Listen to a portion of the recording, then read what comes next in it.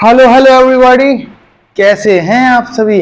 मेरा नाम है प्रणव कटारा और आज करने वाले हैं हम फिजिक्स का लेक्चर 4 यानी शायरी बन गई। अरे छोड़िए शायरी को, आज बहुत ही इंटरेस्टिंग टॉपिक करने वाले हैं।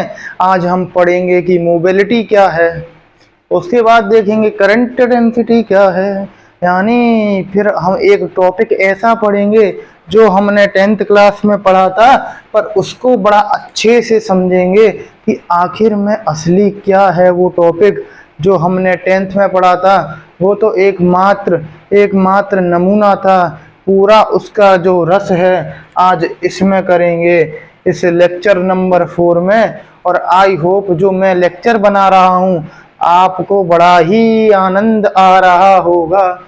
अगर आपको आनंद आ रहा है मेरे लेक्चरों को देखने में तो कमेंट में अपने डाउट मुझसे पूछ सकते हैं। उन डाउटों का भी एक प्रॉपर क्लास आएगी, उसमें क्लियरेंस से आपके डाउट क्लियर करे जाएंगे और मजे आएंगे आपको। सुनिए, तो आज का जो कार्यक्रम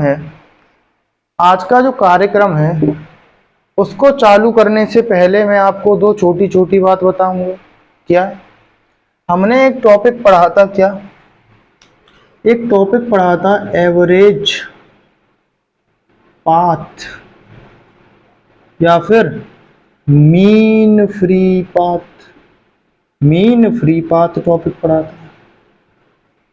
अब ये जो मीन फ्री पाथ था इसको हमने लेमडा से रिप्रेजेंट करा था। और ये मीन फ्री पाथ कवर कौन करता है आपका? ये मीन फ्री पाथ आपका इलेक्ट्रॉन कवर करता है। कौन? इलेक्ट्रॉन। तो आखिरी मीन फ्री पाथ होता कितना है भैया? एटम के अंदर जो भी डिस्टेंस इलेक्ट्रॉन चलता है, यानी एटम के अंदर कैसे कह रहा हूं मैं, ये प्रॉपर एटम में नहीं है, ये फ्री इलेक्ट्रॉन्स हैं जो कि एक कंडक्टर के अंदर होता है। होता नहीं, बहुत सारे होते हैं, बहुत सारे फ्री इलेक्ट्रॉन्स होते हैं इस कंडक्टर के अंदर, तमामों। मान लो अगर मैंने 1 मीटर क्यूब वॉल्यूम का एजी वायर लिया, सिल्वर का वायर, तो उसके उसके 1 मीटर क्यूब वॉल्यूम में 10⁻29 इलेक्ट्रॉन्स होंगे।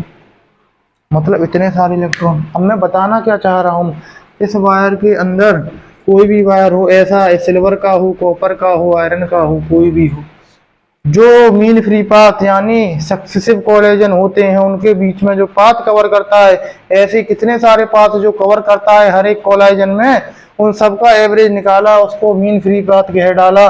और ये जो मीन फ्री पाथ होता है, किसी भी इलेक्ट्रॉन को जो ट्रेवल करना पड़ता है आपका, वो कितना होता है? 10⁻⁹ मीटर। अरे बाबा, ये हो गया डिस्टेंस। और मैंने आपको एक चीज बताई थी, क्या? याद करिए, जोर लगाइए। VRMS बताया था। कितनी तेज होती है इलेक्ट्रॉन की स्पीड? 10⁵ मीटर पर सेकंड या फिर 100 किलोमीटर पर सेकंड। आंख बंद करी आपने, इलेक्ट्रॉन आके बोला मैं तो 100 किलोमीटर दौड़ के आ गया। मतलब आपकी आंख 1 सेकंड ऐसे झपकी और 100 किलोमीटर दौड़ लगा के इलेक्ट्रॉन आके बोला अरे बाबू मेरा तो वार्म अप हो गया। यानी इलेक्ट्रॉन की जो स्पीड है वो कितनी है? मैं ये एब्सेंस की बात कर रहा हूँ, जब काइनेटिक एनर्जी गेन करता है उस केस में जो स्पीड थी उसे VRMS यानी रूट मीन स्क्वायर स्पीड कहा था, ना कि वेलोसिटी। क्योंकि जो एवरेज वेलोसिटी होती है in the absence of conductor zero होती है। जीरो इसलिए होती है कि जो डिस्प्लेसमेंट होता है एवरेज वो जीरो होता है। वो बातें मैं कर चुका हूँ, उनको आगे नहीं करूँगा, वो आप पढ़ चुके हैं, आपको आता है अच्छे से। सुनिए, ये कितनी आई थी? ये आई थी 10⁵ मीटर पर सेकंड। अब जो ये इलेक्ट्रॉन है इसको टोटल टाइम कितना लगेगा, यानी जो टॉय टोटल टाइम कितना लगेगा इसको लगेगा डिस्टेंस अपॉन स्पीड। और इस केस में ये रिलैक्सेशन टाइम या एवरेज टाइम है, तो डिस्टेंस एवरेज आएगी mean free path lambda upon speed VRMS root mean square speed. कितनी है लैम्डा? लैम्डा है आपकी लेमडा है आपकी ये डिस्टेंस है, यही लेमडा है, यही लेमडा है। कितनी है? 10⁻⁹ डिवाइडेड बाई VRMS कितना है? 10⁵ 5 की 10⁵5 ऊपर जाएगा माइनस में हो जाएगा, यानी 10⁻⁹ -5 10⁻14 सेकेंड्स। अरे बाप रे, मैंने कहा इतना कम टाइम 10⁻14 सेकेंड, भैया भैया भैया 10⁻14 सेकेंड। इसका क्या अर्थ हुआ? इसका ये अर्थ हुआ क्या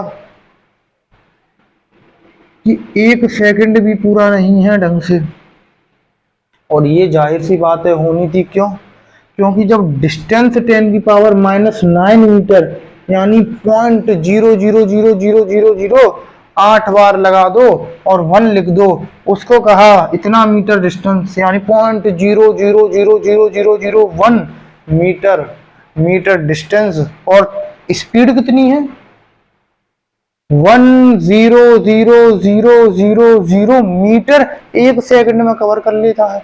और डिस्टेंस इतनी ज्यादा 1 सेकंड में कवर कर लेता है और इतनी कम डिस्टेंस कवर करनी है, तो मैंने कहा टाइम तो कम लगेगा ही, 10⁻14 सेकंड। ये कोई बात नहीं है। जो बंदा किसी पर्टिकुलर, मान लो आप और आपका दोस्त हैं, ये रहा आपका दोस्त, ये आपका दोस्त, ये आप ऐसे खड़े हुए, ये आप हो, ये आपका दोस्त है। मैंने कहा 50 किलोमीटर जाना है, 50 किलोमीटर हटाओ, मैंने कहा 100 किलोमीटर जाना है। अब आपकी स्पीड है 100 किलोमीटर पर सेकंड, यानी इलेक्ट्रॉन की स्पीड इसकी है 50 किलोमीटर पर सेकंड, और मैंने कहा दोनों को 100 किलोमीटर दौड़ना है। इसकी स्पीड यानी आपकी स्पीड है 100 किलोमीटर पर सेकंड। आप सू करके ऐसे लौट जाए 1 सेकंड में 100 किलोमीटर डिस्टेंस कवर करी। अब मैंने कहा आपके दोस्त से जिसकी 50 किलोमीटर पर सेकंड स्पीड है, मैंने कहा 100 किलोमीटर दौड़ गया, ये ऐसे गया फिर ऐसे करके आया, यानी इसे 2 सेकंड लग जाएंगे। 1 सेकंड में 50 किलोमीटर फिर 50 किलोमीटर, यानी जिसकी स्पीड ज़्यादा थी उसे टाइम कम लगा, जिसकी स्पीड कम थी उसे टाइम ज़्यादा लगा। यानी स्पीड तो बहुत ज़्यादा है, डिस्टेंस बहुत कम है, तो ऑब्वियस सी बात है टाइम तो कम लगेगा। तो ये जनरल नॉलेज वाली बात थी जो मैंने आपको बताई। और मैं आपको चाहता था ये बताना, आई क्यों? क्योंकि ये बड़ी नॉलेजेबल बात है। अब आगे चलते हैं, आगे क्या करने वाले हैं? आगे स्टार्ट करने वाले हैं आपका टॉपिक। अब असली स्टार्टिंग लेक्चर 4 की होने वाली है। क्या टॉपिक है सुनिए, मोबिलिटी। आई होप आपने ये नाम तो सुना होगा, रिप्रेजेंटेड बाय म्यू। आखिर ये मोबिलिटी क्या है? मैंने कहा मोबिलिटी होता है चलना, मूवमेंट को मोबिलिटी कह डाला। आखिरकार ये मोबिलिटी क्या है? तो मैंने कहा हम करंट इलेक्ट्रिसिटी में चर्चा किसकी कर रहे हैं? करंट इलेक्ट्रिसिटी में चर्चा करंट की कर रहे हैं। यानी करंट दौड़ेगा, करंट कैसे दौड़ेगा? इलेक्ट्रॉन्स दौड़ेंगे। तो मेनली जो बात हो रही है वो इलेक्ट्रॉन्स की। तो मोबिलिटी, मूवमेंट भी इलेक्ट्रॉन्स का ही होगा। तो मैंने मोबिलिटी को डिफाइन करना है कि मोबिलिटी आखिर है क्या, और आपको भी क्लियर करना है। तो सुनिए, मैंने कहा किसी भी कंडक्टर में इलेक्ट्रिक फील्ड जनरेट कर दो 1 वोल्ट पर मीटर। इतनी 1 वोल्ट पर मीटर इलेक्ट्रिक फील्ड जनरेट कर दो। मैंने कहा तो क्या होगा? मैंने कहा अगर इलेक्ट्रिक फील्ड कैसे भी मैंने जनरेट कर दी, यानी कोई बैटरी ऐसी लगाई जिससे 1 वोल्ट पर मीटर की इलेक्ट्रिक फील्ड जनरेट हो गई। अच्छा, तो इलेक्ट्रिक फील्ड से क्या होता है? किसी भी चार्ज पार्टिकल को इलेक्ट्रिक फील्ड में डालेंगे तो फोर्स लगेगा। और मैं बात कर रहा हूँ एक कोई कंडक्टर जिसके अंदर बहुत सारे इलेक्ट्रॉन है, उस पर एक इलेक्ट्रिक फील्ड अप्लाई कर दी, कौन सी? 1 वोल्ट पर मीटर वाली। तो क्या होगा? जो इलेक्ट्रॉन्स होंगे उन पे ऐसे फोर्स लगेगा। अब ये फोर्स लगेगा तो इनके पास कुछ ना कुछ वेलोसिटी होगी, जिसे कहा था ड्रिफ्ट वेलोसिटी। और ड्रिफ्ट वेलोसिटी और मोबिलिटी को मैंने देखा, मैंने कहा ड्रिफ्ट वेलोसिटी भी चलने वाली है, यानी मूवमेंट है, उसी को कहा ड्रिफ्ट वेलोसिटी।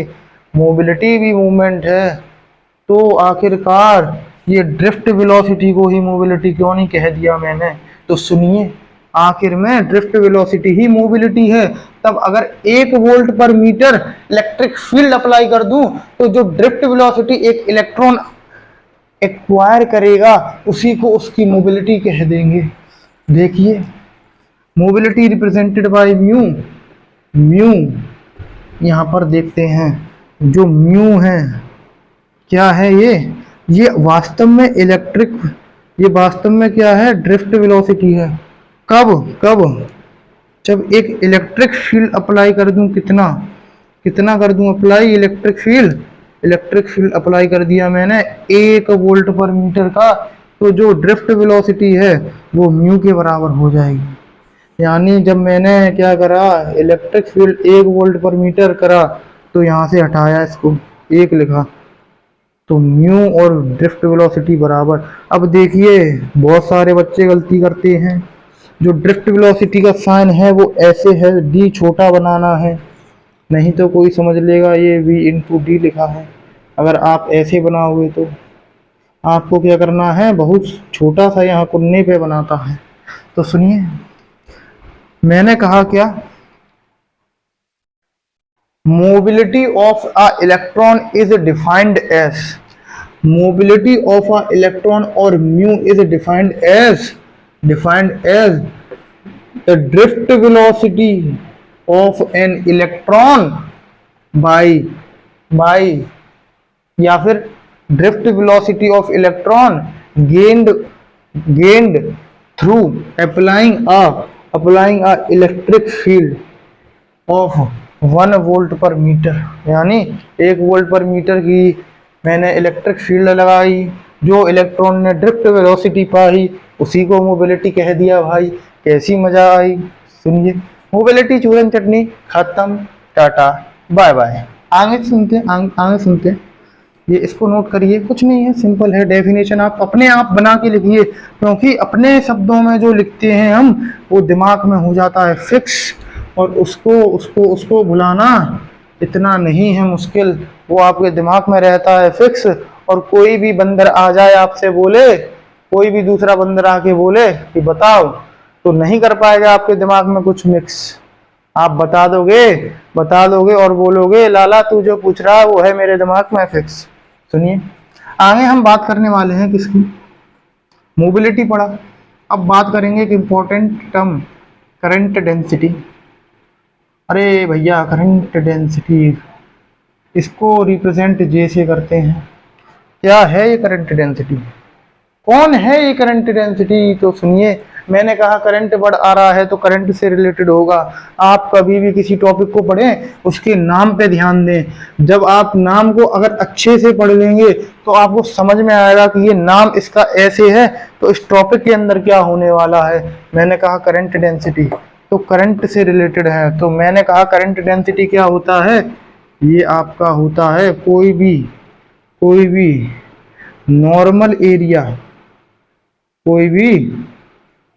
नॉर्मल एरिया से जितना भी करंट पास करे उसको करंट डेंसिटी कह डाला। क्या नॉर्मल एरिया क्या है? तो मैंने कहा देखो समझो, मैंने एक बनाया ये कंडक्टर वायर बनाया एक। अब ये है जो ये इसका एरिया है। जब मैं इसको कनेक्ट कर दूंगा किसी बैटरी से, तो बैटरी से कनेक्ट कर दूंगा, ये भी इसका एरिया है। और एरिया बहुत सारे होंगे इसमें, काटते जाओ एरिया दिखता जाएगा। मैंने कहा जैसी बैटरी कनेक्ट करूंगा तो इसमें करंट फ्लो होगा, करंट। और ये जो करंट है, जितना भी करंट फ्लो होगा, अगर ये करंट इस कंडक्टर के सरफेस एरिया या फिर क्रॉस सेक्शनल एरिया, मान लो ये कंडक्टर है मेरे पास, मान लो मेरे पास ये कंडक्टर है, मैंने इसे बीच में से काटा तो मुझे दिखेगा इसका सरफेस एरिया ये रहा। ये करंट फ्लो कर रहा है इसके अंदर फ्लो कर रहा है, ये एरिया है, ये करंट है, करंट इसके परपेंडिकुलर फ्लो करेगा, परपेंडिकुलर।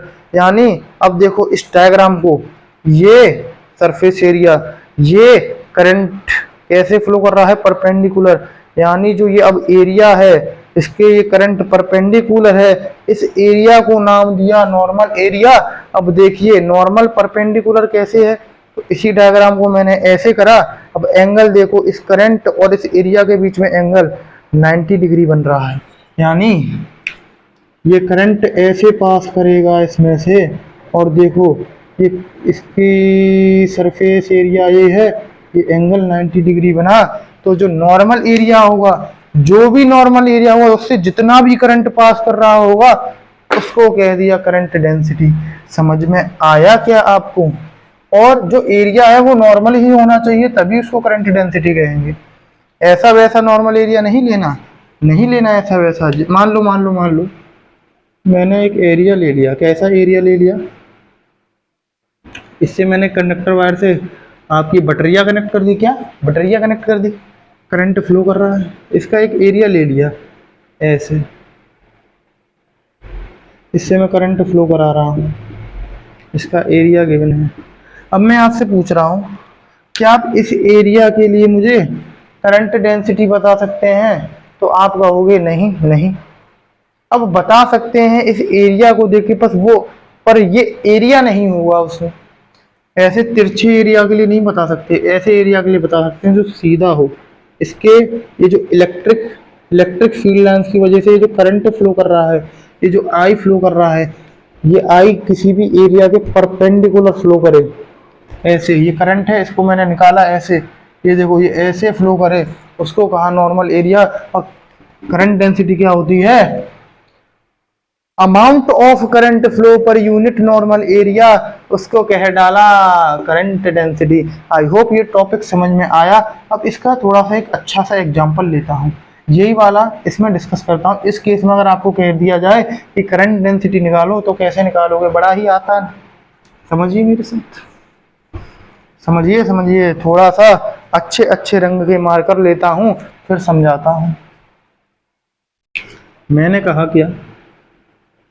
कहा क्वेश्चन में मेरे को गिवन है, क्वेश्चन में मुझे गिवन है एक वायर, ये वायर गिवन है मेरे को, कंडक्टिंग वायर, और कह रहा है इसमें एक एरिया है, इसमें एक एरिया है ऐसे। इस एरिया को किसी भी एरिया में उसका सरफेस दिखाना होता है तो डॉटेड लाइन से दिखाते हैं। आई होप आपने गॉस थ्योरम में पढ़ रखा होगा। और किसी भी सरफेस के परपेंडिकुलर बाहर की तरफ एरिया की डायरेक्शन आती है।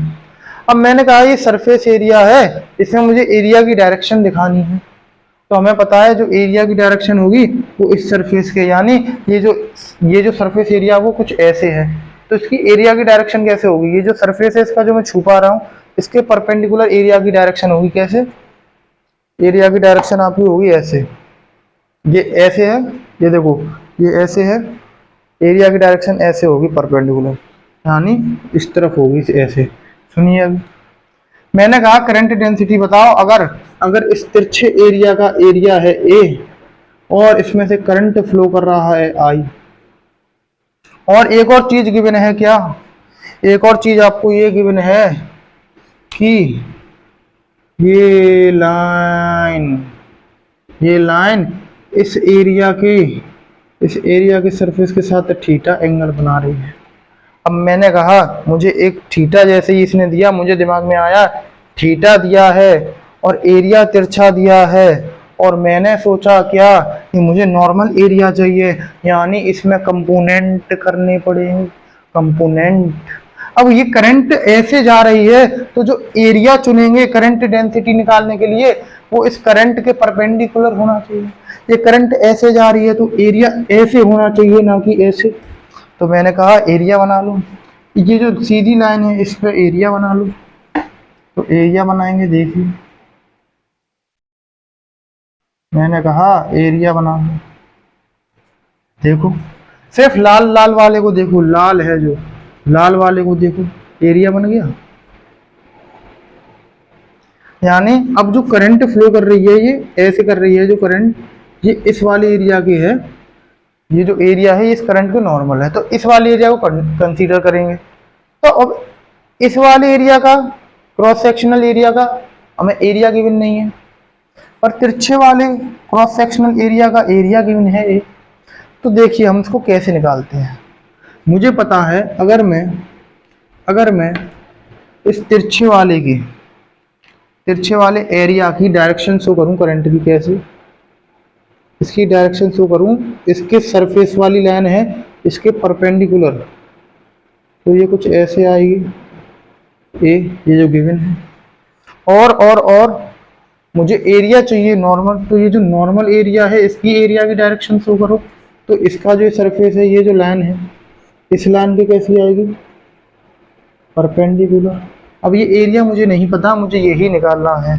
मैंने कहा अगर इन दोनों के बीच के मुझे एंगल मालूम पड़ जाए तो मैं इस एरिया को दो हिस्सों में तोड़ लूंगा, इसके कंपोनेंट कर लूंगा, इसका एक कंपोनेंट ऐसे कर लूंगा जो मुझे चाहिए, जो नॉर्मल एरिया के एरिया का कंपोनेंट है। तो देखिए कैसे होगा। अब मैं कहूंगा सिर्फ उस पर आपका फोकस रहना चाहिए।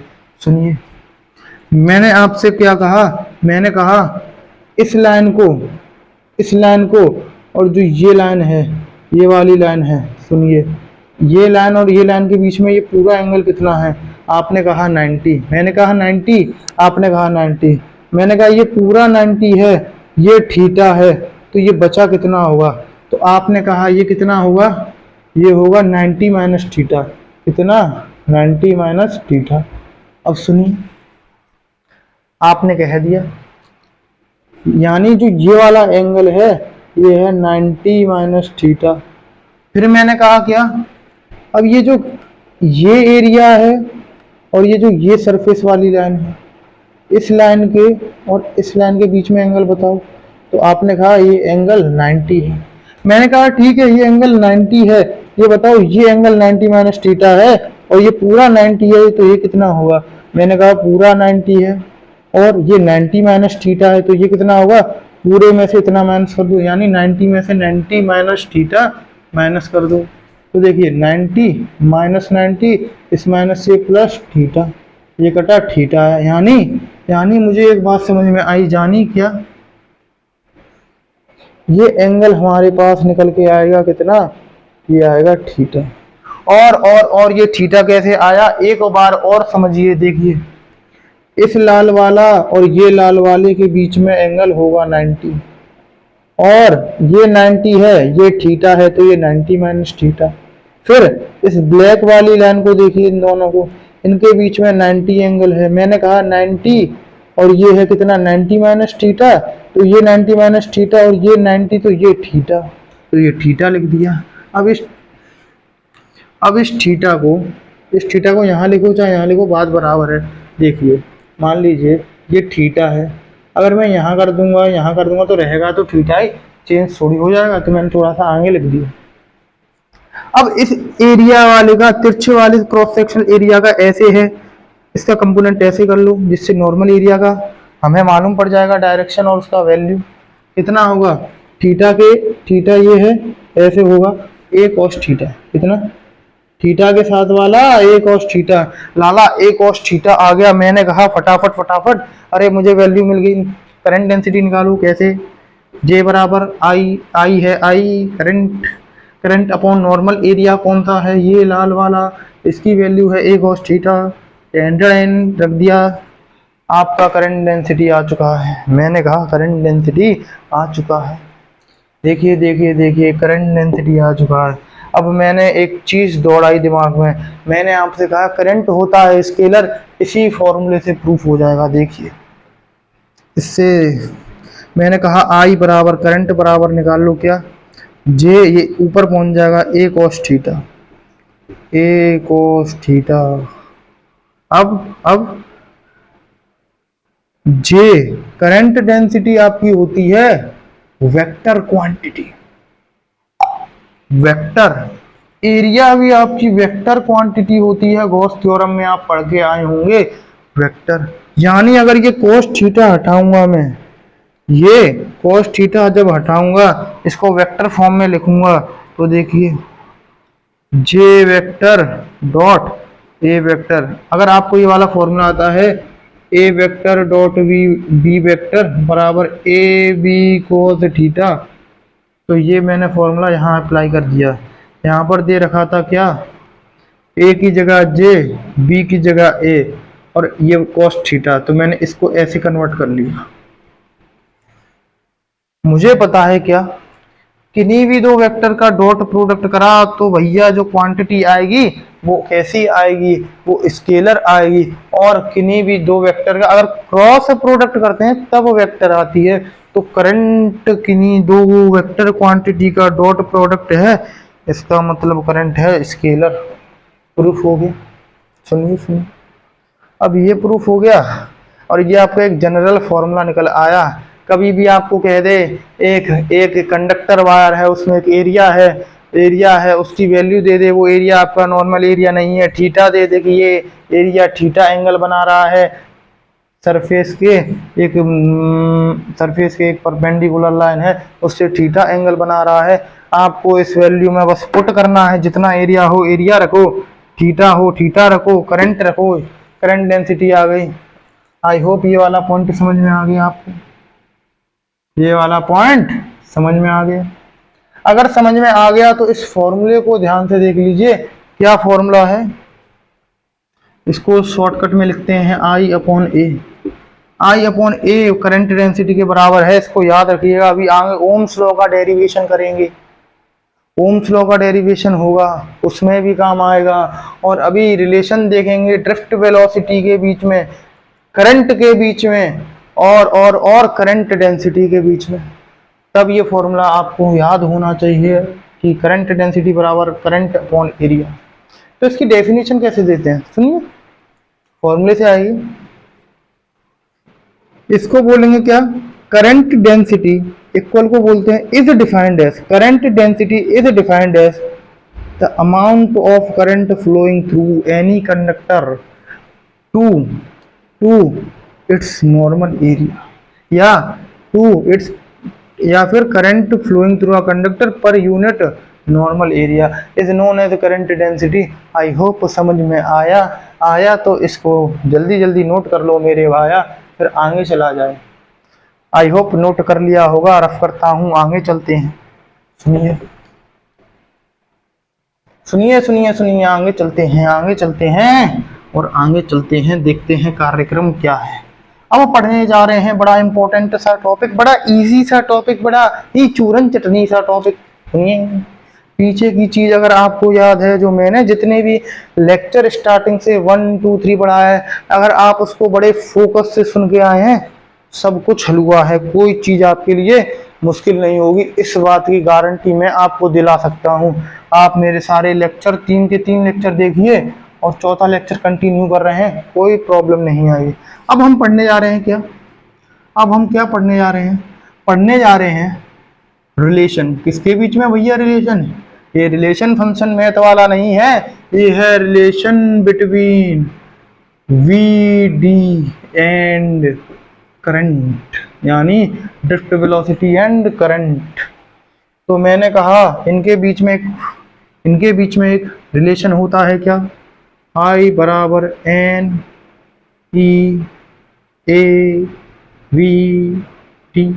हाँ, मैंने कहा मुझे तो रिलेशन याद है, ये होता है रिलेशन। आपने बोला आपको याद है, हम कैसे मान ले यही रिलेशन है। मैंने कहा प्रूफ करके दिखाऊंगा, कैसे, सुनिए। इस रिलेशन को प्रूफ करने के लिए मैंने कहा मुझे करंट की वैल्यू बताओ कितनी होती है। आपने कहा charge, flowing charge per unit time. तो मैंने कहा इसमें भी आई है, इसमें भी आई है, इसमें Q अपॉन T है, पर इसमें कुछ और है। मैंने कहा Q और T की कुछ ऐसी वैल्यू निकालता हूं जो इस फॉर्मूले में रख के मुझे ये मिल जाए। तो आओ मेरे साथ ऐसी वैल्यू निकालते हैं। सुनिए, सबसे पहले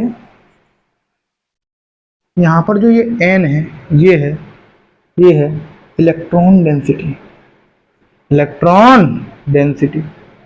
अभी इलेक्ट्रॉन डेंसिटी क्या होता है समझिए मेरे साथ। ये कोई भी कंडक्टर वायर है, इस कंडक्टर वायर का मैंने वॉल्यूम कितना लिया, 1 मीटर क्यूब। मैंने कहा 1 मीटर क्यूब में जितने इलेक्ट्रॉन होंगे उसको कहा इलेक्ट्रॉन डेंसिटी। मान लो ये सिल्वर का वायर है, तो अभी पीछे बताया कि 1 मीटर क्यूब वॉल्यूम सिल्वर के वायर में 10⁻29 इलेक्ट्रॉन होते हैं। ये होगी स्मॉल एन की वैल्यू सिल्वर के 1 मीटर क्यूब के लिए। मान लो इसका वॉल्यूम अगर मैं सिल्वर के वायर का कर दूं 10 मीटर क्यूब, तो अब एन की वैल्यू कितनी हो जाएगी? एन की वैल्यू हो जाएगी 10 इंटू 10⁻29 इलेक्ट्रॉन। मतलब मुझे एक बात समझ में आई क्या, कि किसी भी कंडक्टर के 1 मीटर क्यूब में जितने भी इलेक्ट्रॉन होंगे, यानी number of electrons in volume बराबर 1 मीटर क्यूब, यानी numbers of electron in 1 meter cube volume is called electron density, जिसे रिप्रेजेंट करा स्मॉल एन से। अब मुझे क्यू की वैल्यू निकालनी है। मैंने कहा क्यू बराबर क्या होता है? N E. अब देखो आपको होगा कंफ्यूजन क्या, यहाँ एन नंबर ऑफ इलेक्ट्रॉन है, यहाँ एन है इलेक्ट्रॉन डेंसिटी, यानी इसका फॉर्मूला क्या होता है? Small N. ये स्मॉल एन और ये स्मॉल एन आपको सेम लग रहे हैं, कंफ्यूजन ना हो इसलिए मैं इसको कैपिटल एन से हटा देता हूँ। सिंबल तो कुछ भी हो सकता है, आपको सिंबल से मतलब नहीं होना चाहिए, आपको सिर्फ इसके नाम से मतलब होना चाहिए। यहाँ पर है ये capital N, number of electrons. अब देखिए ये क्या है? ये है इलेक्ट्रॉन डेंसिटी। इसका मैंने क्या बताया आपको? नंबर ऑफ फ्री इलेक्ट्रॉन्स यानी N, numbers of free electrons present per unit volume is called electron density. 1 meter cube में अगर ये वॉल्यूम 1 मीटर क्यूब कर दूं तो जितने नंबर ऑफ इलेक्ट्रॉन उस 1 मीटर क्यूब में होंगे उसी को नाम दे दिया क्या? Electron density. तो मैंने कहा मुझे Q की वैल्यू चाहिए, क्योंकि यहाँ Q की वैल्यू डालनी है। तो Q की वैल्यू में भी नंबर ऑफ फ्री इलेक्ट्रॉन्स हैं या नंबर ऑफ इलेक्ट्रॉन्स हैं, और इलेक्ट्रॉन डेंसिटी के फॉर्मूले भी नंबर ऑफ इलेक्ट्रॉन्स। मैंने कहा क्या कि Q चाहिए, तो यहाँ से N की वैल्यू, यहाँ से N हटा देता हूँ। कैसे? यहाँ से क्या आएगा N का वैल्यू?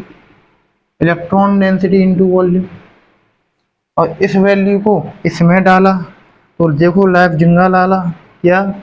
N into V. अरे अरे अरे अरे, अब ये जो V है, ये V है, आपको डायरेक्टली नहीं है। सुनिए, मैंने लेट करा क्या? कोई भी एक कंडक्टर है जिसकी जिसकी जिसकी मुझे क्या गिवन है? एरिया गिवन है A, लेंथ गिवन है L। अगर आपको वॉल्यूम नहीं है तो सुनिए, वॉल्यूम दिया नहीं गया, आपको एरिया दिया है, लेंथ दिया है, तो बड़ी छोटी सी बात है। वॉल्यूम का फॉर्मूला कैसे लिखते हैं? A into L. अरे बाबा, अरे बड़ा सिंपल है। कैसे? वॉल्यूम की यूनिट मीटर क्यूब, एरिया की कितनी होती है? मीटर स्क्वायर, लेंथ की कितनी होती है? मीटर। आ गया ना मीटर क्यूब, यानी हम सही लिख रहे हैं जानिए। यानी V यहाँ पर हटाओ और क्या लिखो? A इंटू एल, क्योंकि मुझे फॉर्मूले में A इंटू एल लाना है। A आ रहा है पर इस V की वजह से A नहीं आ पा रहा है, L का बाद में होगा सो होता रहेगा। सुनिए, तो N इंटू वी की जगह रख दिया A इंटू एल, ये हो गया कैपिटल N, यानी ये क्या है? नंबर ऑफ इलेक्ट्रॉन्स बराबर नाल, N इलेक्ट्रॉन डेंसिटी, A आपका एरिया, L आपकी लेंथ ऑफ एनी कंडक्टर। तो यहाँ पर भी V हटाया, A इंटू एल लगाया, और N की वैल्यू ये रख दी इंटू E। E आपका इलेक्ट्रॉनिक चार्ज है, किसी भी एक इलेक्ट्रॉन का चार्ज जो कि कभी बदलता नहीं है, 1.6 इंटू 10⁻⁻19 कूलम। क्यू की वैल्यू तो मैंने निकाल ली इससे। अब कैसे भी ये टाइम आ जाए मेरे पास, तो मेरे को इसमें वैल्यू रख के मुझे ये लाना है, प्रूफ करके दिखाना है। मैंने कहा आ जाओ। कैसे आ जाओ? सुनिए, हमें पता है टाइम का फॉर्मूला होता है क्या? Distance upon speed. अरे अरे अरे, डिस्टेंस अपॉन स्पीड। तो सुनिए, ये वही कंडक्टर है, मैंने इसमें एक इलेक्ट्रिक फील्ड अप्लाई कर दिया, इलेक्ट्रिक फील्ड, या फिर इसमें एक वोल्टेज अप्लाई करा जिससे इसमें एक इलेक्ट्रिक फील्ड डेवलप हुआ। इलेक्ट्रिक फील्ड डेवलप हुआ तो आपको मालूम है कि इलेक्ट्रॉन्स होंगे इस कंडक्टर में, इलेक्ट्रॉन्स होंगे, उन पर फोर्स लगेगा, उनके पास कुछ ना कुछ ड्रिफ्ट वेलोसिटी होगी।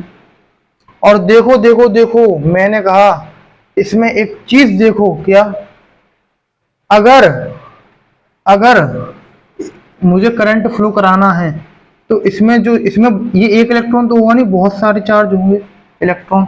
मान लो ये इस एंड पे एक इलेक्ट्रॉन है, ये बैठा है, बहुत सारे होंगे, ये एक इलेक्ट्रॉन देखो। अब सिर्फ आपका फोकस मेरी बातों पे होना चाहिए, सुनिए। मैंने कहा इसमें इतने में पूरा चार्ज है, इतना चार्ज है इसमें, रुकिए 1 मिनट रुकिए, इसमें इतना चार्ज है, इस चार्ज को इस वायर से लाना है, ये वायर कनेक्ट है आगे किसी से जाके, इस चार्ज को अगर इस वायर में लाया तो इतना चार्ज यहाँ आया, और फिर जो वायर होगी उसमें से चार्ज यहाँ आएगा, यानी करंट फ्लो करेगा इलेक्ट्रॉन के फ्लो होने से। अब ये जो इतने इलेक्ट्रॉन हैं, ये सारे इलेक्ट्रॉन उठ के यहाँ आ जाएं, सारे इलेक्ट्रॉन उठ के यहाँ आ जाएं, तभी आपकी करंट फ्लो करेगी। सुनिए, सिर्फ आपको इस इलेक्ट्रॉन पर गौर करना है, क्योंकि इस इलेक्ट्रॉन के सारे इलेक्ट्रॉन इसी के आगे चल रहे हैं। अब देखो टोटल चार्ज ये है, अब ये इस हाथ पे कंसंट्रेट करना, क्योंकि इस हाथ को मैं इस एंड वाले इलेक्ट्रॉन पे रख रहा हूँ। और मेरे को एक बात बताइएगा, ये आपका इलेक्ट्रिक फील्ड से फोर्स लगा इधर ड्रिफ्ट वेलोसिटी में, ड्रिफ्ट वेलोसिटी से इलेक्ट्रॉन चलना स्टार्ट करेंगे, ऐसे चार्ज मूव कर रहा है, जैसे ये चार्ज यहाँ आ गया, यानी ये चार्ज उठ के, ये वाला इलेक्ट्रॉन ऐसे करके चल रहे थे, ये यहाँ आ गया, यानी ये पूरा चार्ज उठ के इस वायर में आ गया। तो देखिए एक बात, देखिए क्या सुंदर सी बात है, इस इलेक्ट्रॉन ने यहाँ से यहाँ तक आने में, यहाँ से यहाँ तक आने में एल डिस्टेंस कवर करी, एल डिस्टेंस कवर करी, तो मुझे डिस्टेंस मालूम पड़ गई। डिस्टेंस कितनी कवर हुई, डिस्टेंस लाला कवर हुई एल। स्पीड कितनी है आप सभी को पता है, स्पीड है ड्रिफ्ट वेलोसिटी वी डी, और इसी के और करंट के बीच में ही तो रिलेशन निकालना है ना, स्पीड है वी डी, यानी टाइम कितना लगेगा, एल, किसी भी कंडक्टर की length L divided by drift velocity, जो उसकी ड्रिफ्ट वेलोसिटी है, तो डिस्टेंस अपॉन स्पीड टाइम निकल आएगा। अब मैंने कहा मेरे पास टाइम की भी वैल्यू है, ये सेकंड इक्वेशन है, ये आपकी फर्स्ट इक्वेशन है। मैंने अब क्या कहा, इस सारे मामले पानी को करने के बाद मेरे पास 2 इक्वेशन आई, इसको मैंने इसमें रख दिया करंट की जगह, करंट की जगह रखा तो देखिए I बराबर Q की वैल्यू रखी NaLe, नाली, NaLe। अब ये नाली नहीं है, ये तो मैंने वैसे ही कह दिया, अपॉन में टाइम की value L upon V D. अब देखिए ये डी को छोटा बनाइएगा, एल से एल कट गया, और वी डी बोला नीचे ना रुकूंगा, ऊपर भग जाऊंगा, ऊपर जाएगा ये यहाँ से ऊपर। तो देखिए फाइनल हमारे पास जो फॉर्मूला है वो क्या आएगा, वो आएगा N into A into L into E. L तो गए यहाँ से, एल तो यहाँ से गए, तो N A E divided by कुछ नहीं, क्योंकि वी डी ऊपर गया, वी डी। अब मैंने कहा क्या, मुझे लगा झटका, आई की वैल्यू इतनी आई, और हम क्या पढ़ने वाले थे उस पर जरा नजर घुमाइए, आई बराबर N E A we d, I बराबर एन ई यहाँ लिख दीजिए ए वी डी, यानी फॉर्मूला प्रूफ हो गया। मैंने आपको सही बताया था, रिलेशन यही होता है, आई बराबर N E A we d, टंग देखिए n E A we d, याद हो गया तुरंत। यानी अगर आप चाहे जानी तो relation between V D and I, यानी ड्रिफ्ट वेलोसिटी और करंट के बीच में रिलेशन निकाल के आ सकते हैं। सबसे पहले आपको फॉर्मूला लिखना है आई बराबर क्यू अपॉन टी, उसके बाद क्यू की वैल्यू निकालनी है। कैसे निकालनी है क्यू की वैल्यू, हमें पता है यहाँ पर इलेक्ट्रॉन डेंसिटी, हमें इलेक्ट्रॉन डेंसिटी का फॉर्मूला लिखना है क्या, एन अपॉन ए एल, यानी number of free electrons divided by volume, volume की वैल्यू यहाँ से A upon A into L I, A into L लिखी, यहाँ से फिर क्यू का फॉर्मूला लिखना है कैपिटल एन इंटू ई। अब यहाँ एन की वैल्यू पुट कर देनी है, एन की वैल्यू पुट कर देनी है, यहाँ से एन ए एल, एन की वैल्यू उठाई क्यू की वैल्यू में रखी, और क्यू की एक प्यारी सी वैल्यू आई। इसके बाद हमें टाइम की वैल्यू उठानी है। टाइम की वैल्यू कैसे उठाएंगे, इतना चार्ज यहाँ से यहाँ आएगा एल डिस्टेंस कवर करके, तो एल डिस्टेंस कवर करेगी तो डिस्टेंस हो गया, ड्रिफ्ट वेलोसिटी वीडी है तो वीडी हो गया, तो टाइम आ गया डिस्टेंस अपॉन स्पीड से। इन दोनों की वैल्यू को मैंने आई बराबर क्यू अपॉन टी में सब्स्टिट्यूट करा और फॉर्मूला आ गया आपका, इस ई को और ए को आगे पीछे कर लीजिए, फॉर्मूला आ गया, प्रूफ हो गया। आई बराबर एन ए वी डी, यानी ड्रिफ्ट वेलोसिटी और करंट में आपका एक रिलेशन ड्राइव हो गया। अब देखिए इतना चीज नोट करिए, उसके बाद आपको थोड़ा सा आगे एक टॉपिक बताता हूँ। नोट कर लिया, सुनिए। मैंने कहा था आपको एक फॉर्मूला अपने दिमाग में अभी रखना, क्या थोड़ी देर पहले कहा था करंट डेंसिटी का क्या होता है, current flowing per unit normal area. तो सुनिए, आई बराबर N E A we D, यानी एन है इलेक्ट्रॉन डेंसिटी, ई है इलेक्ट्रॉनिक चार्ज, एक इलेक्ट्रॉन पर चार्ज 1.6 × -19 कूलम, ए है एरिया और area cross section area, V D है ड्रिफ्ट वेलोसिटी। अब मैंने कहा मुझे ड्रिफ्ट वेलोसिटी और करंट डेंसिटी, ड्रिफ्ट वेलोसिटी और करंट डेंसिटी में देखिए relation between V D and आई की जगह वी डी एंड जी लिखो करंट डेंसिटी के बीच। तो करंट डेंसिटी का फॉर्मूला क्या होता है, आई डिवाइडेड बाई ए।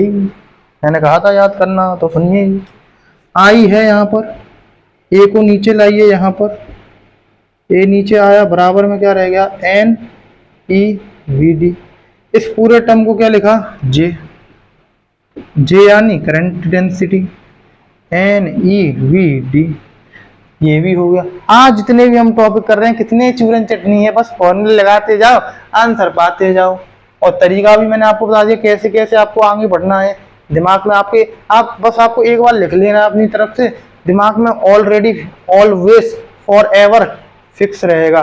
और शक्तिमान की तरह जो उसमें आता है ना, वो कहता है अंधेरा कायम रहे, ऐसे ही आपके दिमाग में पता है क्या होगा, कहेगा फिजिक्स कायम रहे, चारों तरफ फिजिक्स कायम रहे। सुनिए, जे हमने पढ़ लिया relation between drift velocity and current density, इससे पहले पढ़ लिया relation between drift velocity and current. ये दोनों टॉपिक छोटे छोटे थे, खत्म हो गए।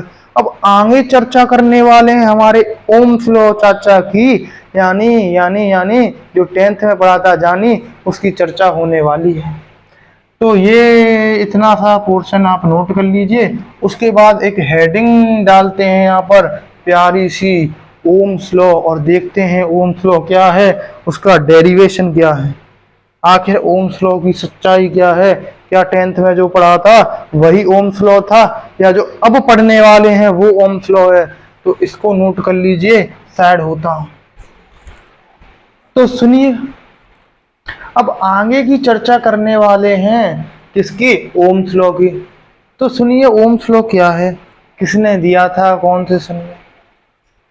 तो जी ओम्स लॉ है, ओम्स लॉ है जो आपने 10th क्लास में पढ़ा था कि V directly proportional to I, या फिर V अपॉन I का रेशियो कांस्टेंट।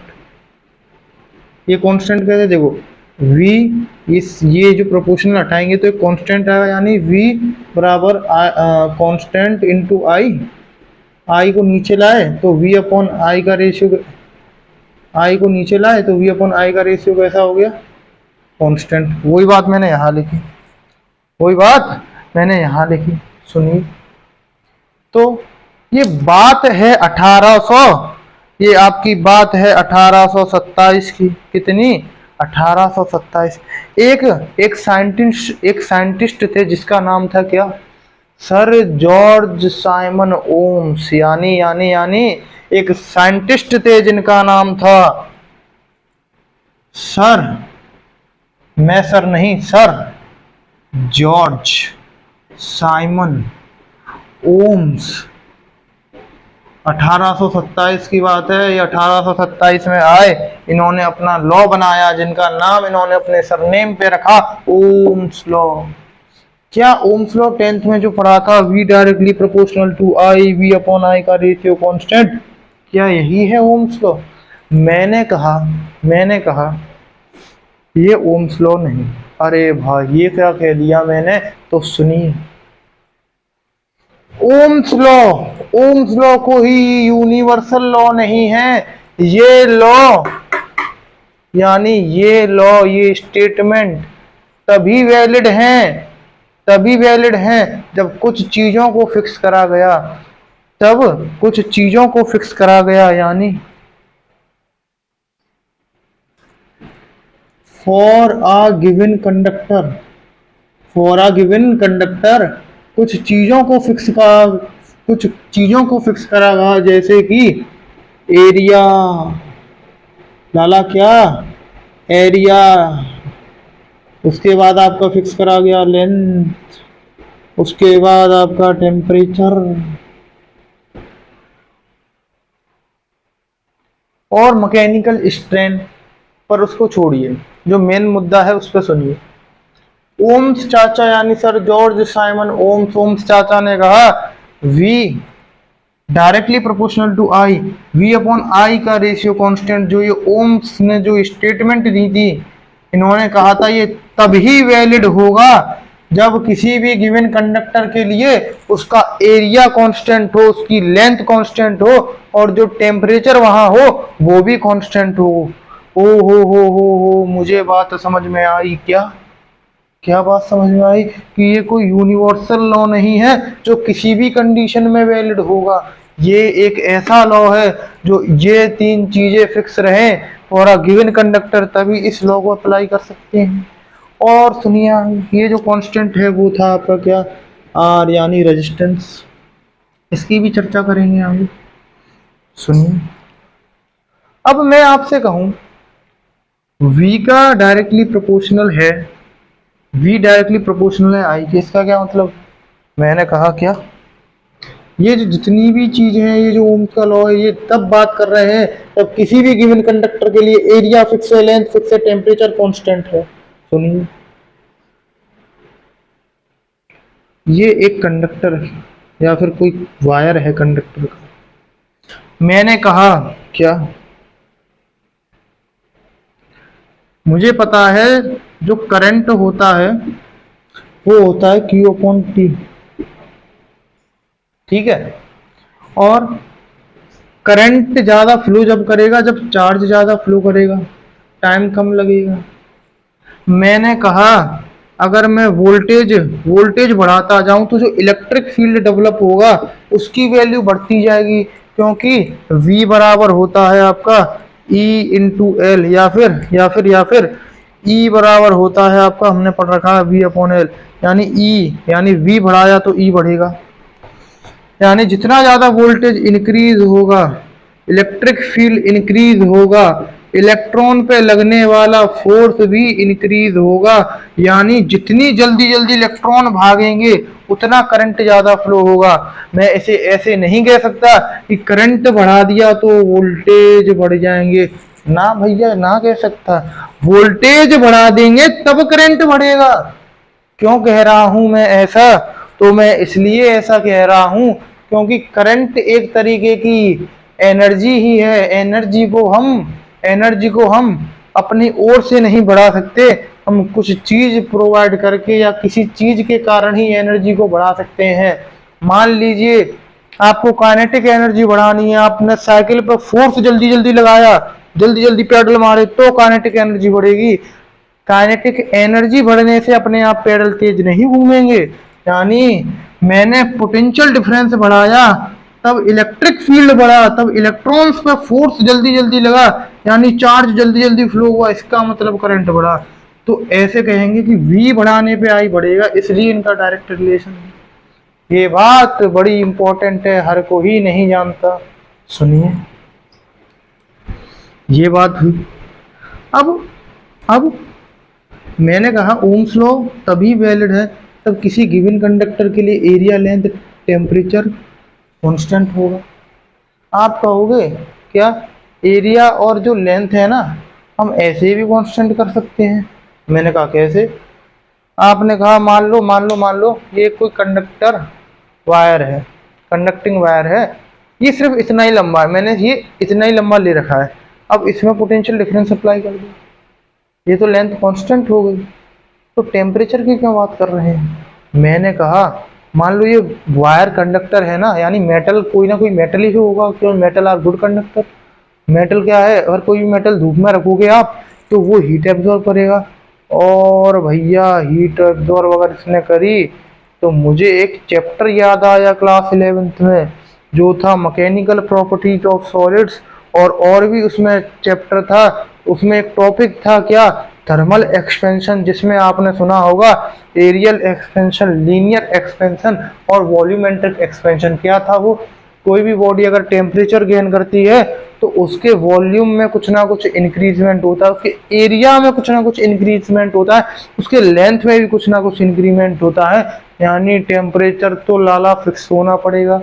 और ये लेंथ अगर मैंने फिक्स कर दी, इसका मतलब ये नहीं है कि ये लेंथ सिर्फ इतनी ही रहेगी, ये कांस्टेंट है। ये टेम्परेचर गेन कर रहा होगा कंडक्टिंग वायर, तो एक्सपेंशन हो रहा होगा, इसकी लेंथ भी कुछ ना कुछ बढ़ रही होगी, कांस्टेंट नहीं होगी। और इसमें जो एरिया होगा इसका इधर, वो भी बढ़ रहा होगा, क्योंकि टेम्परेचर कांस्टेंट नहीं है। तो ये बात समझ में आई कि एरिया और लेंथ और टेम्परेचर कांस्टेंट होगा। तब ये दोनों कांस्टेंट कब होंगे, जब टेम्परेचर कांस्टेंट होगा। तो किसी भी गिवन कांस्टेंट टेम्परेचर पे और अ गिवन कंडक्टर ही, ये स्टेटमेंट ट्रू है। मैंने कहा ये बात मेरे को समझ में आ गई।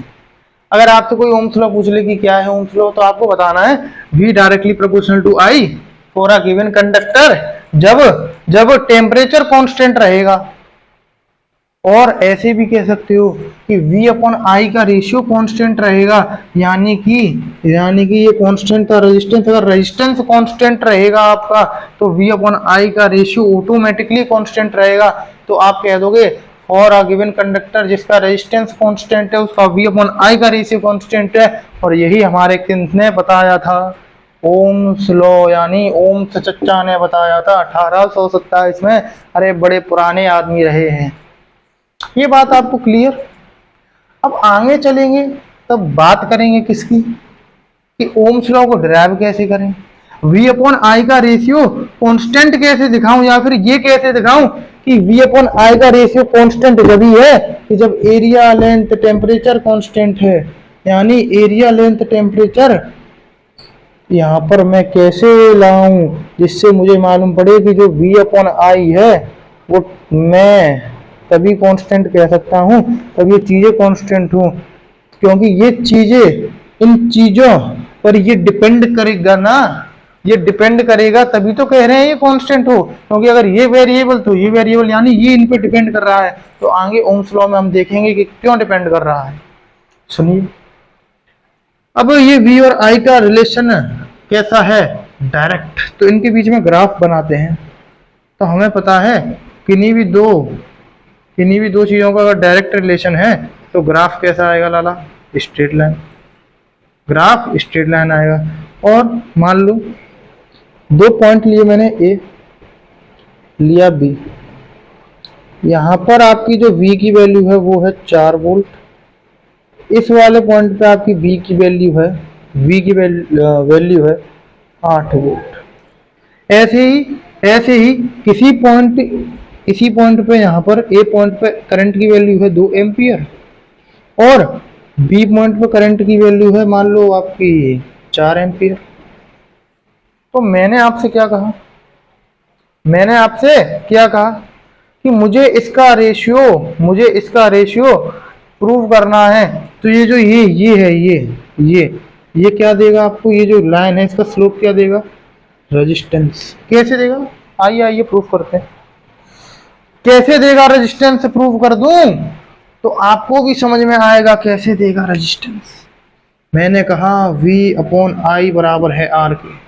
कैसे है सुनिए, मैंने कहा कि इस ग्राफ में अगर मैं सिर्फ इस वाले ट्रायंगल को देखिए, आप इस बड़े वाले ट्रायंगल को, इसको भूल जाइए थोड़ी देर के लिए। लो मैं दूसरा ग्राफ बना देता हूँ। ये V है और ये I है। मान लो ये कोई पॉइंट है जिस पे V की कोई वैल्यू रही होगी, यहाँ पर कोई वैल्यू I की रही होगी। अब मुझे प्रूव करना है, इनके बीच में ग्राफ तो स्ट्रेट लाइन आ रहा है क्योंकि R कांस्टेंट है। मुझे प्रूव करना है क्या, क्या प्रूफ करना है कि जो इसका ये स्लोप है, और स्लोप क्या होता है, स्लोप क्या होता है टेन थीटा। तो टेन थीटा है वो आर के बराबर है for this given graph, for this condition R slope tan theta resistance बराबर है। सुनिए, मैंने कहा टेन थीटा क्या होता है, परपेंडिकुलर अपॉन बेस।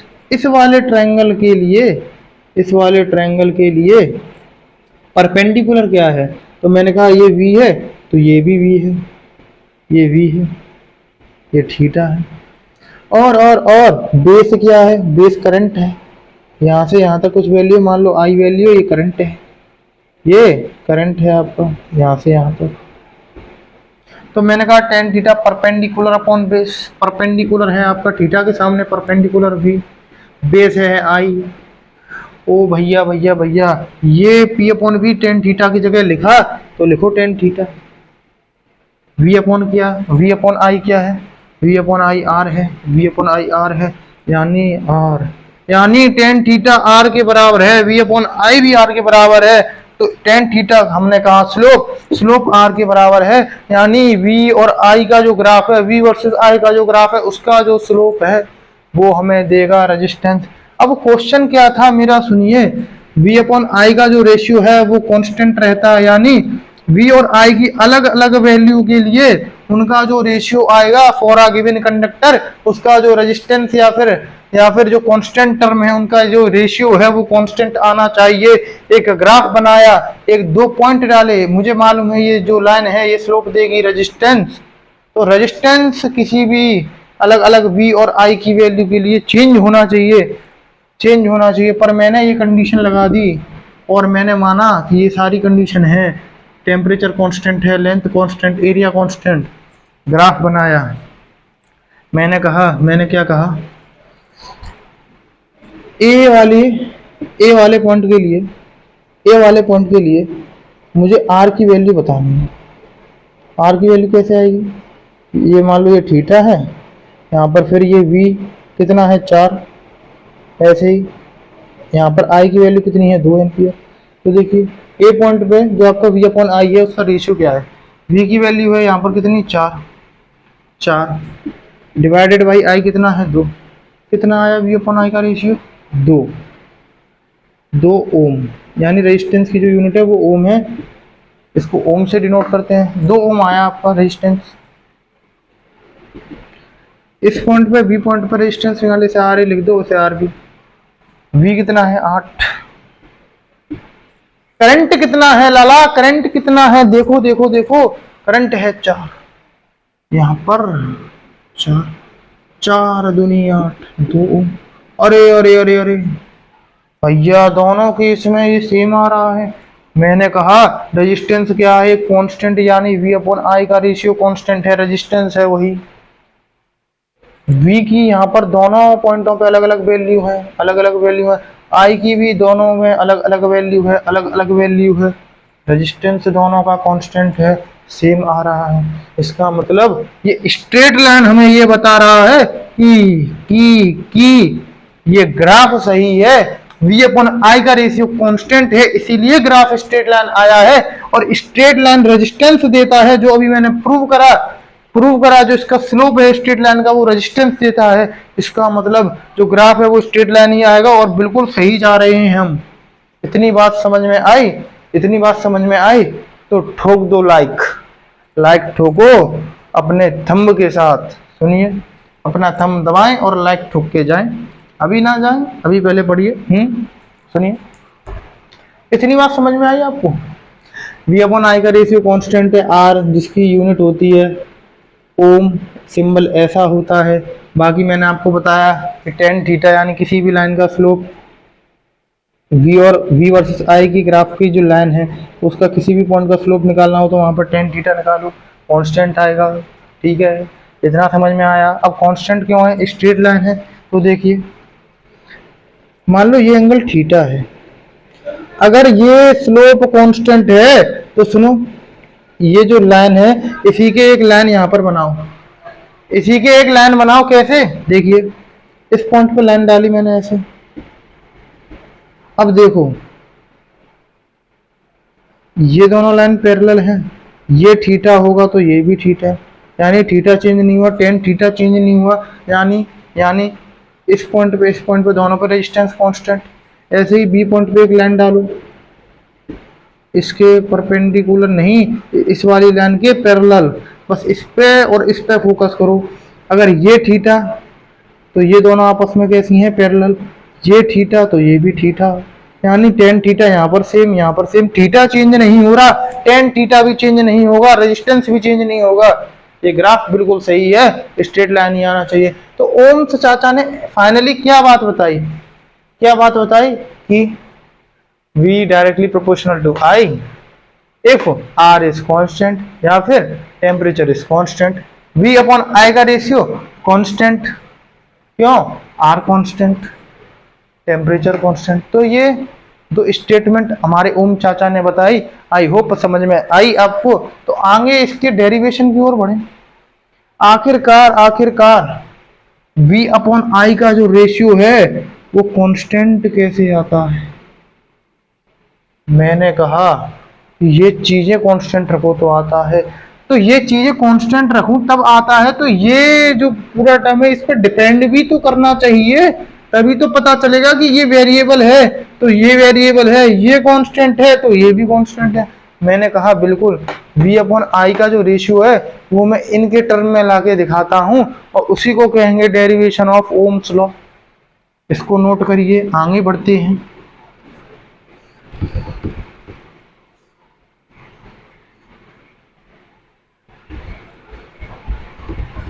आगे बढ़ते हैं लाला, अभी कहीं मत जाइएगा, छोटा सा टॉपिक है, सिर्फ ओम्स लॉ हम पढ़ाने जा रहे हैं, उसका डेरिवेशन पढ़ाने जा रहे हैं। इसके बाद ये टॉपिक खत्म और आप आराम कर सकते हैं, और उसके बाद रिवाइज करें तो रिवाइज भी कर सकते हैं।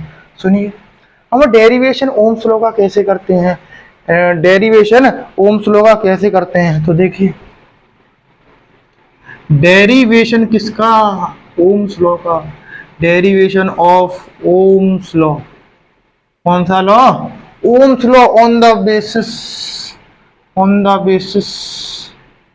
इसके बेसिस पे, on the basis of free electron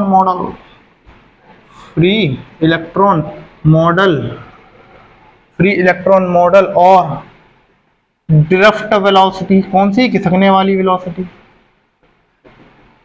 ये एक सिर्फ स्टेटमेंट है। ओम्स लॉ बड़ा आसान है, सुनिए। एक कंडक्टर बना लो, अरे इतना बड़ा नहीं, छोटा सा बना लो थोड़ा कंडक्टर। ये एक कंडक्टर बना लो, सुनिए आगे बात, सुनिए आगे। कंडक्टर बनाया,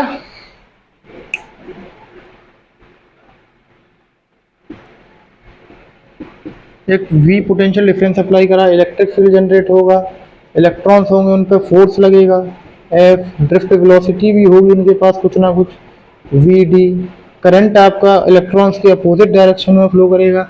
ये सारी बात मैं आपको पीछे बता चुका हूँ, सुनिए।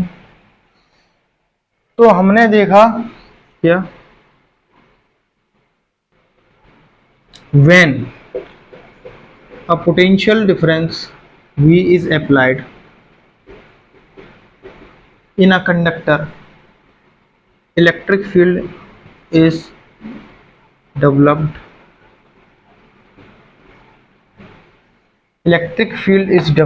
and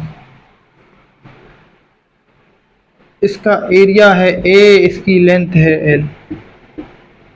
यानी when a potential difference V is applied, electric field is developed in a conductor of length L and क्या and area कितना A। अब मैंने कहा जितनी भी चीज मैंने इसमें लिखी आपको सब पता है, इन चीजों का ही बस डेरिवेशन करना है। देखिए, एक ड्रिफ्ट वेलोसिटी का डेरिवेशन करेंगे, क्यों, मान लो किसी ने 5 नंबर में दिया ओम्स लॉ, आप सीधे थोड़ी सी लाइन में अगर ओम्स लॉ का डेरिवेशन कर आएंगे नंबर नहीं मिलेगा लाला, पूरा करेंगे।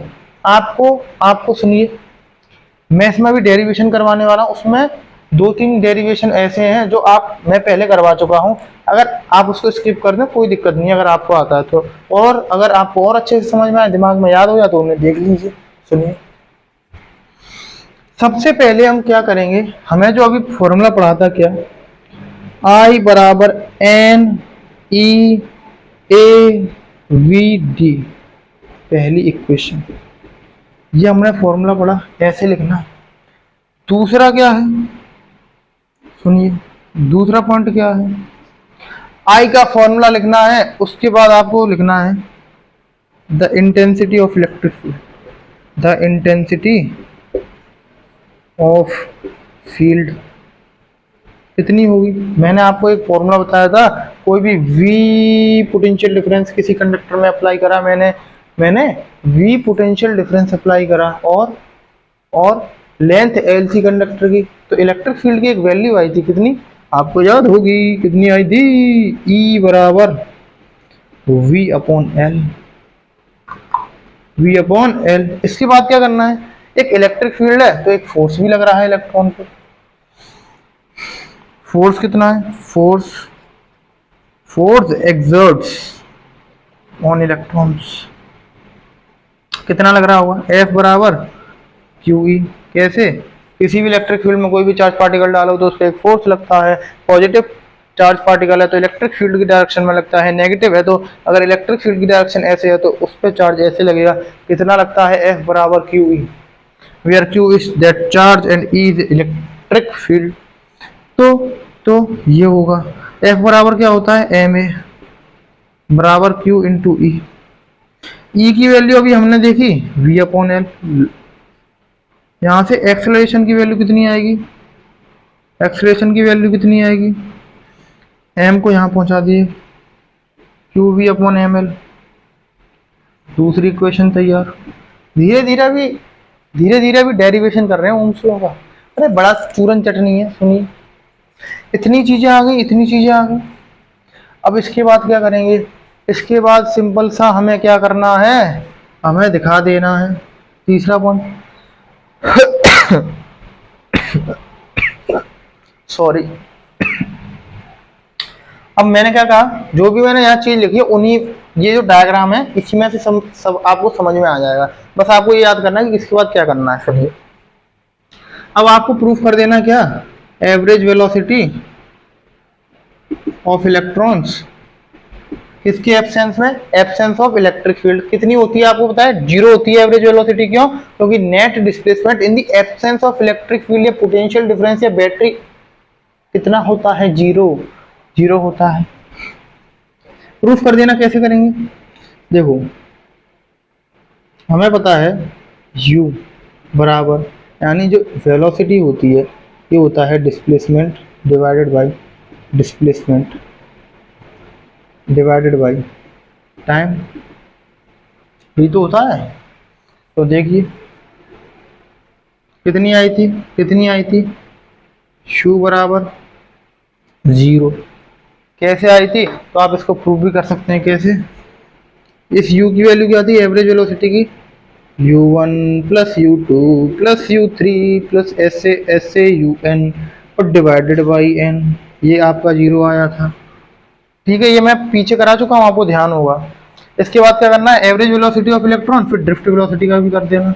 ड्रिफ्ट वेलोसिटी का भी बड़ी चूरन चटनी है, कैसे निकालते हैं, देखिए V D in presence of battery,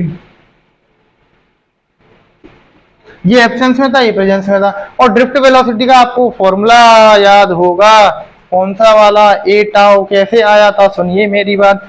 मतलब आपने ये जो मैं प्रूफ करवा रहा हूँ, यानी ये जो ओम्स लॉ में डिपेंड करके दिखाने वाला हूँ कि टेम्परेचर पे भी डिपेंड करता है, तो उसके लिए जो भी ये जो मैं प्रूफ करने जा रहा हूँ या जो कर रहा हूँ, ये सारी चीजें मैं आपको पीछे बता चुका हूँ, बस मैं आपको तरीका बता रहा हूँ कैसे कैसे चलना है। सबसे पहले ये लिखना है, फिर ई लिखना है कि कोई भी कंडक्टर है उसकी लेंथ एल है, वी उसका पोटेंशियल डिफरेंस है, ई की वैल्यू होगी, फोर्स कितना लगेगा इलेक्ट्रॉन पे इतना, एवरेज वेलोसिटी एब्सेंस में 0 होती है, काइनेटिक एनर्जी जब एब्जॉर्ब करता है, और जब पोटेंशियल डिफरेंस अप्लाई कर देते हैं तो जो स्पीड होती है वी आर एम एस वो भी होती है, और आपकी जो वी डी भी होती है। अब सुनिए, इसको कैसे प्रूव करा था? v बराबर u plus A T. You क्या था? इनिशियल वेलोसिटी कौन सी वाली, कौन सी थी एब्सेंस में? u। तो इसको अब यहाँ पर नेट लिखेंगे ड्रिफ्ट वेलोसिटी, तो कौन सी लिखेंगे, एवरेज वेलोसिटी या ड्रिफ्ट वेलोसिटी? तो ऐसे लिखी थी हमने, याद हो तो आपको, u1 प्लस ए tau one plus u2 plus ए टॉय टू, ऐसे ही प्लस un प्लस ए टॉय एन, और डिवाइड कर दिया था इसको n से, डिवाइड n से कर दिया। अब देखिए थोड़ी बोर्ड पे जगह कम पड़ रही है, इस डायग्राम को थोड़ा सा रफ करता हूँ, इस डायग्राम को रफ करता हूँ, इसको डायग्राम को आप बना लीजिएगा।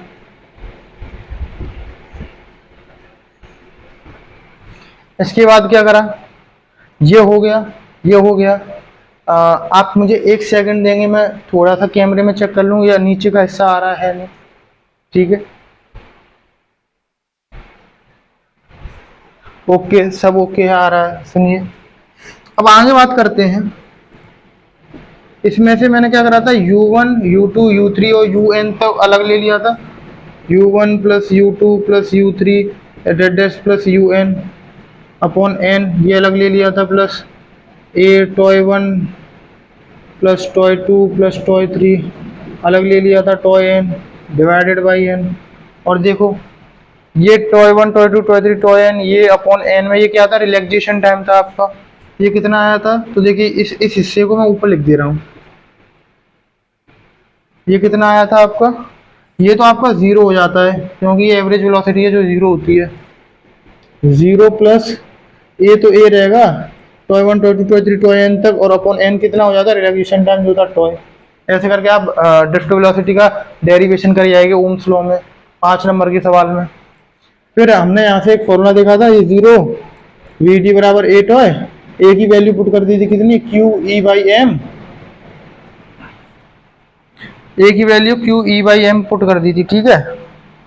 सुनिए, देखिए ए है, ये क्यू ई है, एफ बराबर एम है। अगर ई की वैल्यू वी अपॉन एल नहीं रखता तो क्यू इंटू ई होता, यहाँ कितना होता, क्यू इंटू ई, ए बराबर क्यू ई, एम नीचे हो जाता, वही मैं वहाँ लिख रहा हूँ, पर यहाँ ई की वैल्यू भी पुट कर दी है, तो इसे ऐसे ही रहने दीजिए, क्यू ई बाई एम, और ई की वैल्यू यहाँ से देखिए वी अपॉन एल होती है। तो जो फाइनल फॉर्मूला ड्रिफ्ट वेलोसिटी का आया था वो आया था आपका क्या, क्या, E V tau, E V tau upon M L, ये आपका ड्रिफ्ट वेलोसिटी का आया। ये मैंने तीसरी इक्वेशन में। अब आपको सिंपली क्या करना है, अब आपको सिंपली क्या करना है, ये जो पहली इक्वेशन है उसमें ये दूसरी और तीसरी इक्वेशन पुट करना है, लाला ओम्स लॉ खत्म, खत्म, टाटा बाय बाय। सुनिए, putting second and third in first, कैसे रखेंगे? सुनिए, आई बराबर देखिए एन ई ए, एन ई ए, यहाँ से हमने ए की वैल्यू निकाली, Q V upon M L, A की वैल्यू यहाँ पर डाली। अब जो सेकंड वैल्यू है ये हमने किस में यूज़ कर ली, सेकंड वैल्यू इसमें यूज़ कर ली, तो यहाँ पर सिर्फ लिखेंगे पुटिंग थर्ड इन फर्स्ट, क्योंकि अभी वी डी का फॉर्मूला आया था ए टॉय, ए में यूज़ कर ली थी, तो उसमें लिखना था मैं by second, putting second A बराबर Q V upon M L in third. तो इसमें जो ए टॉय फॉर्मूला आया था उसमें एक जगह पे ये रखा था, ठीक है? तो अब इसमें क्या करना है, ये जो थर्ड आई है सिर्फ इसको रख दीजिए, ड्रिफ्ट वेलोसिटी का हमने वो प्रूव कर लिया फॉर्मूला। देखिए आई बराबर क्या है, एन ई ए, और वीडी की क्या वैल्यू है, वीडी की जो वैल्यू है वो है E V tau upon M L. अरे अरे अरे, मैंने कहा क्या, आई और अपॉन वी का रेशियो कांस्टेंट दिखाना है, इनको टेम्परेचर पे डिपेंड करवाना है, यानी आई ऐसे रखो, वी को इसके नीचे पहुंचाओ, पहुंचा दिया, एन ई और ई हो गया ई स्क्वायर, ये आपका इलेक्ट्रॉनिक चार्ज है, इलेक्ट्रॉन डेंसिटी। फिर क्या है, वी टॉय और एम एल, वी तो नीचे आ गया, N E square A into tau upon M L. और हमें प्रूव क्या करना था, हमें वी अपॉन आई करना था। तो इसको पलट दीजिए, इसको पलट दीजिए, इसको पलटोगे तो क्या आएगा, इसको पलटोगे तो ये आएगा, इसको पलटोगे तो क्या आएगा। अब देखिए इस ड्रिफ्ट वेलोसिटी वाला फॉर्मूला को, इसको मैं रब कर रहा हूं, आप लिख लीजिएगा वीडियो पीछे करके, इसको रब करते हैं। ये क्या आएगा आपका v अपॉन आई, यहाँ से जो v अपॉन आई है वो उल्टा कर दीजिए, ये उल्टा करा, ये उल्टा कर दिए, M L upon N E square into A into tau. ओ हो ला ला ला ला ला ला, मुझे तो नहीं लगा डर, क्योंकि मैं हूँ खतरों का खिलाड़ी। अब देखिए क्या हुआ यहाँ पर, मैंने कहा था क्या कि v अपॉन आई का रेशियो कांस्टेंट सिर्फ तभी है जब for a given conductor temperature constant है। टेम्परेचर कांस्टेंट होगा तो एरियल एक्सपेंशन भी नहीं होगा, लीनियर एक्सपेंशन भी नहीं होगा, तो वो भी कांस्टेंट है। उस चीज को प्रूफ करने के लिए मुझे पहले v अपॉन आई के रेशियो को डिपेंड करवाना पड़ेगा टेम्परेचर पे और एरिया पे, लेंथ पे, तभी मैं ये बता सकता हूँ कि उनको कांस्टेंट करने पे v अपॉन आई का रेशियो कांस्टेंट है। देखो प्रूफ करा कैसे। m इलेक्ट्रॉन का मास फिक्स है, n इलेक्ट्रॉन डेंसिटी किसी भी पार्टिकुलर Ag है, सिल्वर है, उसके 1 मीटर क्यूब में इलेक्ट्रॉन डेंसिटी कितनी है, 10 की पावर 29 इलेक्ट्रॉन। उसी को इलेक्ट्रॉन डेंसिटी कहा है 1 मीटर क्यूब में। कॉपर के लिए 10 की पावर 28 होता है 1 मीटर क्यूब में। ऐसे ही किसी भी गिवन कंडक्टर के लिए n की वैल्यू फिक्स है। ई स्क्वायर क्या, इलेक्ट्रॉनिक चार्ज, एक इलेक्ट्रॉन पे चार्ज ऑलवेज फिक्स है, उसे बदल नहीं सकते। यानी मेरे को एक बात समझ में आई जानी कि इतनी जो चीज है ये परमानेंट कांस्टेंट है, पर इसमें से n हटा दीजिए, क्योंकि n आपका चेंज होगा फॉर गिवन कंडक्टर। यानी m upon E square permanent constant, n आपका कांस्टेंट होगा for a given conductor. L है लेंथ, ए है एरिया, टॉय तो टाइम है, रिलैक्सेशन तो टेम्परेचर कहाँ से आया इसमें। मैंने कहा थोड़ा सा दिमाग लगाइए, पीछे जाइए, पीछे गए ना पीछे। सुनिए, हमने इम्पोर्टेंट पॉइंट्स पढ़े थे, कितने 6-7 इम्पोर्टेंट पॉइंट्स। उसमें लास्ट वाला पॉइंट था कि हमने रिप्रेजेंट करा था वी आर एम एस को इन टर्म्स ऑफ टॉय। कैसे हमने करा था, टॉय बराबर lambda upon V R M S. और वी आर एम एस क्या था, जो काइनेटिक एनर्जी से स्पीड गेन करते हैं उसका फॉर्मूला भी हमने पढ़ा था कि वी आर एम एस बराबर कितना होता है, अंडर रूट में 3kT/m। 3kT/m, उसमें के आपका बोल्ट्जमैन कांस्टेंट फलाना ढिकाना था। सुनिए, टी क्या था, temperature, V R M S बराबर रूट 3kT/m। यानी टेम्परेचर बढ़ाया तो वी आर एम एस बढ़ा। वी आर एम एस आपकी ड्रिफ्ट वेलोसिटी बाद में आई, वी आर एम एस बढ़ाया यानी टेम्परेचर जो बढ़ा उससे वी आर एम एस बढ़ा। अगर टेम्परेचर बढ़ा लाला, देखिए वी आर एम एस बराबर रूट 3kT/m, टेम्परेचर डायरेक्टली यानी square root of temperature directly proportional to V R M S. Temperature बढ़ाया, वी आर एम एस बढ़ा। अगर टेम्परेचर बढ़ाने से वी आर एम एस बढ़ा तो इसके साथ इनवर्स रिलेशन, तो टॉय घटा, और टॉय घटा यानी टॉय टेम्परेचर पर डिपेंड कर रहा है, क्योंकि वी आर एम एस पे ये डिपेंड कर रहा है। वी आर एम एस आपकी टेम्परेचर पर डिपेंड कर रही है, यानी टेम्परेचर बढ़ाया टॉय घटाया। ठीक है, टेम्परेचर बढ़ाने से स्पीड बढ़ेगी इलेक्ट्रॉन की, और इलेक्ट्रॉन जल्दी जल्दी डिस्टेंस कवर करेंगे कम टाइम में, टाइम घट जाएगा स्पीड बढ़ने से, यानी टेम्परेचर का इफेक्ट भी है। ये टॉय रिलेट है आपका टेम्परेचर से। इतनी बात समझ में आई। यानी जो टॉय है वो टेम्परेचर डिपेंडेंट है, तो ये पूरी वैल्यू टेम्परेचर डिपेंडेंट है। यानी जब ये चीज कांस्टेंट होगी, सिर्फ ये चीज जो कांस्टेंट होगी, ये पूरी चीज कांस्टेंट होगी, तब v अपॉन आई का रेशियो कांस्टेंट होगा।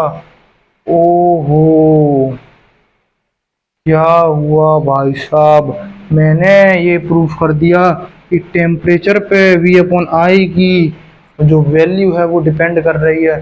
यानी ओम्स चाचा सही कह के गए थे, for a given conductor at a constant temperature my law is valid. मेरा लॉ तभी वैलिड है माई law is not a universal law. Okay okay, ये तो प्रूव हो गया ओम्स लॉ। अब यहीं पर कहानी खत्म करते हैं, थोड़ा सा ओवरव्यू लेते हैं कि कैसे प्रूव करा। सबसे पहले हमने फॉर्मूला लिखा, क्या सबसे पहले तो डायग्राम बनाया, फिर लिखा आई बराबर N E A we D. फिर क्या करा, हमको वी डी निकालना था, वी डी प्रूफ करके दिखाना था। अगर 5 नंबर के में आएगा तो, क्योंकि अगर वी डी आप प्रूव नहीं करोगे, आपने डायरेक्ट वी डी की वैल्यू रख दी E V T upon M L, तो कितने नंबर देगा, 5 नंबर का होगा, तो एक ही नंबर देगा लाला। सुनिए, सबसे पहले आई बराबर एन ए वी डी, फिर इंटेंसिटी इलेक्ट्रिक फील्ड लिखा वी अपॉन एल। उसके बाद हमने फोर्स निकाल लिया, फोर्स से क्या एक्सलेशन आ गया हमारे पास। फिर हमने क्या करा, ड्रिफ्ट वेलोसिटी प्रूफ करी आपकी, ड्रिफ्ट वेलोसिटी, एवरेज वेलोसिटी निकाली, फिर ड्रिफ्ट वेलोसिटी निकाली। उसके बाद ड्रिफ्ट वेलोसिटी में फॉर्मूला आया ए टाउ, ए की वैल्यू यहाँ से रख दी, Q V upon M L, Q V upon M L रख दी, और ई की वैल्यू भी रख दी, यानी सब कुछ हटा के वी डी निकाला हमने। वी डी को फाइनली इसमें रख दिया और वी अपॉन आई निकाला, और हमें टेम्परेचर पे डिपेंड कराना दिखाना था, यानी ये इतना टर्म्स कांस्टेंट होगा, यही रेजिस्टेंस है, यानी पार्टिकुलर गिवन कंडक्टर के लिए ये सारी चीज कांस्टेंट होगी, उसका रेजिस्टेंस कांस्टेंट होगा, और रेजिस्टेंस कांस्टेंट होगा, वी अपॉन आई का रेशियो कांस्टेंट होगा, यही कह गए थे हमारे ओम्स चाचा। I hope this video was blow your mind. This video was नहीं, आप जब भी देख रहे हो, this video will blow your mind. And if this video blow your mind, my अंग्रेजी is also very fine. तो कृपया एक लाइक दे दीजिए, और इस एपिसोड को यहीं खत्म करते हैं, इस एपिसोड को यहीं खत्म करते हैं। मजा आया तो कृपया सब्सक्राइब कर दीजिए। कमेंट में कोई भी इसमें से टॉपिक में से जितने भी लेक्चर हैं, कोई भी डाउट हो, कमेंट में बेझिझक मेरे से पूछिए, आपका भाई आपके साथ खड़ा है, और आपको मैं डाउट बताऊंगा, डाउट क्लियर करूंगा। यानी आपसे एक रिक्वेस्ट है, सब्सक्राइब कर दीजिए, और मिलते हैं लेक्चर नंबर 5 में, और सरफेस केमिस्ट्री भी करा रहा हूं, उसको भी देखते रहिएगा।